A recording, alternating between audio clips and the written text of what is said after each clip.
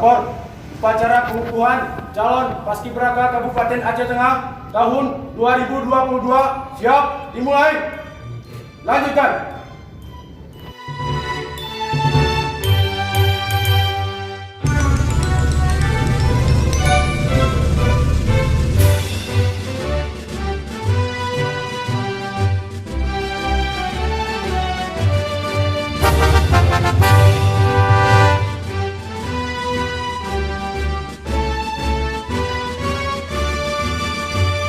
Pada hari ini saya, Bupati Aceh Tengah, Dr. Andes Sabila Abu Bakar, mengukuhkan saudara-saudara sebagai pasukan pengibar bendera merah putih yang akan bertugas dalam lapangan Sekretariat Daerah Kabupaten Aceh Tengah pada hari Rabu tanggal 17 Agustus 2022.